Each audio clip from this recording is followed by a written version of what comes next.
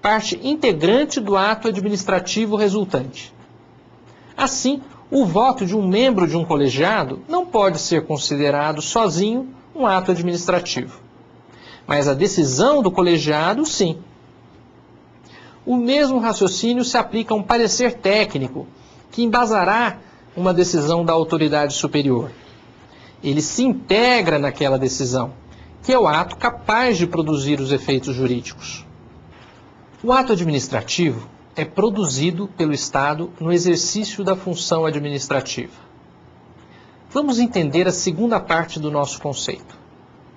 Conforme já falamos no início, o agente, aquele que pratica o ato administrativo, recebe os seus poderes do próprio Estado, ou seja, dos entes políticos, que entre nós são personificados pela União, pelos Estados-membros, pelo Distrito Federal e pelos municípios, cada um dentro de suas respectivas competências definidas na Constituição Federal.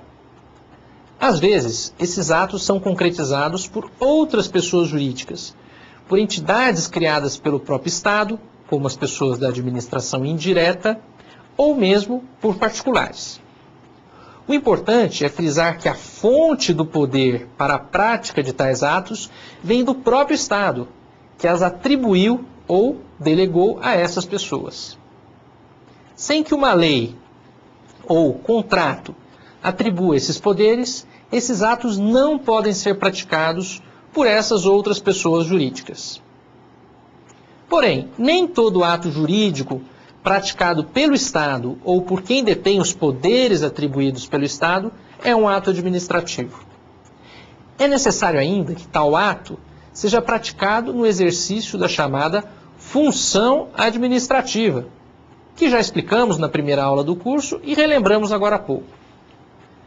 Devemos lembrar também que, ao falarmos em Estado, estamos falando não apenas do Poder Executivo, mas também do Poder Judiciário e do Poder Legislativo. Também eles exercem a chamada função administrativa e praticam atos administrativos. Por exemplo, a nomeação de um funcionário de um tribunal, ou ainda, a licitação realizada pelo Legislativo para a aquisição de bens necessário ao desempenho de suas funções. Também esses atos são qualificados como atos administrativos. Por outro lado, não são atos administrativos os atos praticados nos exercícios das funções legislativa e jurisdicional. Assim, o juiz, ao proferir uma sentença, não está produzindo um ato administrativo, mas sim um ato jurisdicional. Da mesma forma, o órgão legislativo, ao editar uma lei, está exercendo sua função legislativa e não produzindo um ato derivado da função administrativa. O ato administrativo é praticado sob regime jurídico administrativo. Mas por que razão nós estudamos o ato administrativo no direito administrativo, se ele faz parte do gênero ato jurídico?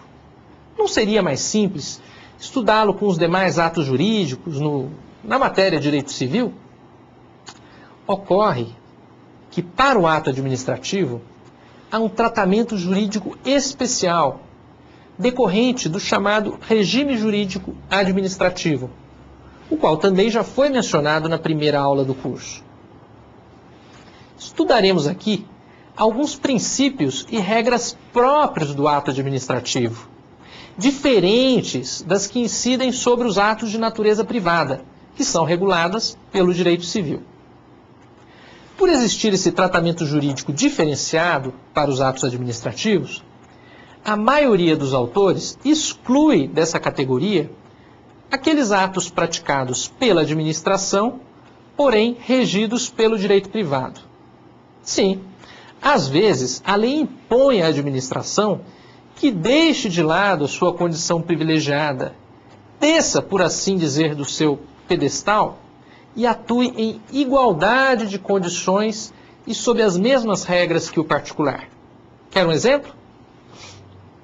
A Lei de Licitações e Contratos menciona alguns contratos celebrados pela administração e que são regidos predominantemente pelo direito privado. O seguro, o financiamento e a locação em que a administração seja locatária são esse tipo de ato. Vide a Lei 8666, Lei de Licitações e Contratos, em seu artigo 62, parágrafo 3º. Quarto, o ato administrativo é sujeito a controle de legalidade. Uma outra característica que é muito ressaltada pela doutrina é que o ato administrativo é sujeito ao controle de legalidade. É o que se costuma chamar de sindicabilidade do ato administrativo pelo judiciário. Ou seja, os atos administrativos não são absolutamente definitivos. Eles podem, sim, ser invalidados pela autoridade judicial, o que também serve para diferenciá-lo dos atos jurisdicionais, que tendem a se tornar imutáveis pela chamada coisa julgada. Além do controle pelo judiciário, o ato administrativo também está sujeito ao chamado controle parlamentar, isto é, pelos órgãos do Poder Legislativo. Estudaremos isso com mais calma em uma aula específica sobre o controle da atividade da administração.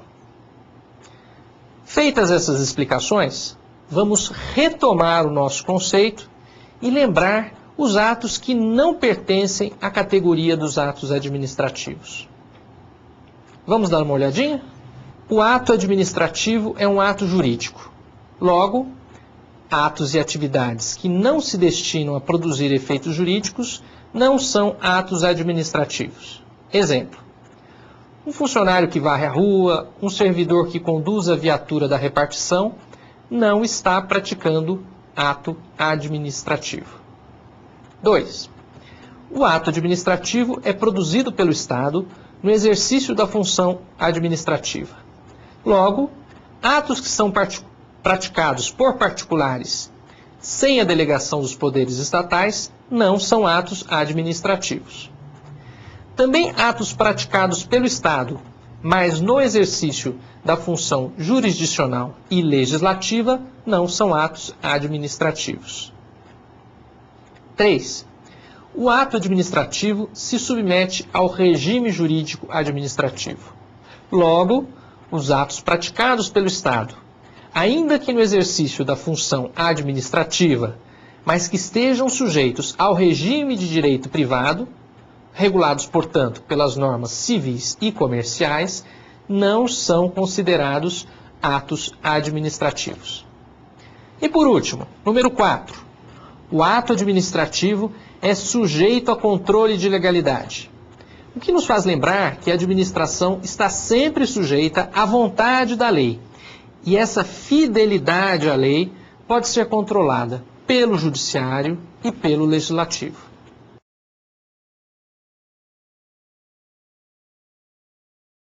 Agora que sabemos o que são os atos administrativos, vamos analisar o que significam determinadas qualidades deste ato: a perfeição, a validade e a eficácia. Esse exame é algo que todo advogado deve saber fazer quando está diante de um ato jurídico, seja ele ou não um ato administrativo.